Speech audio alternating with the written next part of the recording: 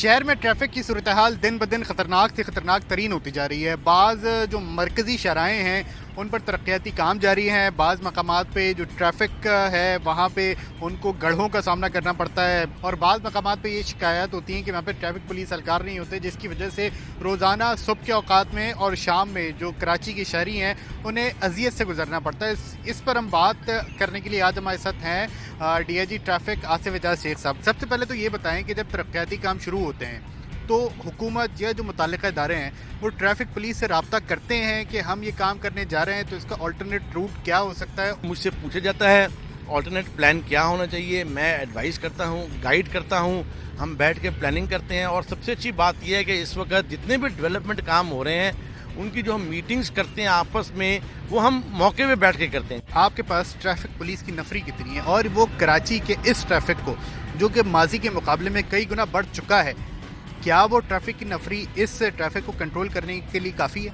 मुझे कराची में 10,000 किलोमीटर का रोड मैन करना होता है with a population of 24.3 million की पॉपुलेशन है। इसको कैटर करने के लिए जो नफरी है मेरे पास 4,200 की है और जो फील्ड में नफरी है वो 3500 की है। 2 शिफ्टें काम करती है, मैंने एक शिफ्ट में यानी कि 1700 आदमी काम करते हैं। अब इतने हैवी शहर को इतनी पॉपुलेशन के साथ 1700 की नफरी एक शिफ्ट में, और ये बताऊं कि जो हैवी ट्रैफिक रोजाना शहर से गुजरती है आती जाती है वो 1 लाख है। 1100 व्हीकल्स जिसमें 750 मोटरसाइकिल जो डेली ऐड हो रही है कराची में।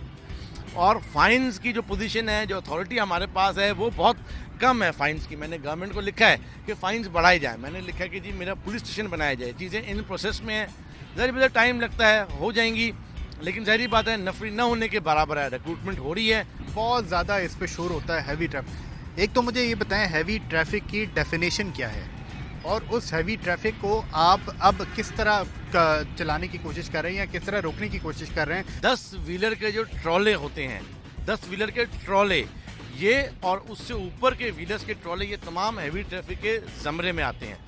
अभी जो हाईकोर्ट का आपने जिक्र किया, हाईकोर्ट ने मुझे पहले भी बुलाया था, अभी फिर बुलाया है, जिसमें सख्ती से अहकाम दिए हैं कि शहर के रेजिडेंशियल एरियाज़ में हर किस्म की हैवी ट्रैफिक 24 घंटे बंद है। फिर भी वायलेशन होती है, आपको नज़र आती होगी मुख्तलिफ जगहों पे।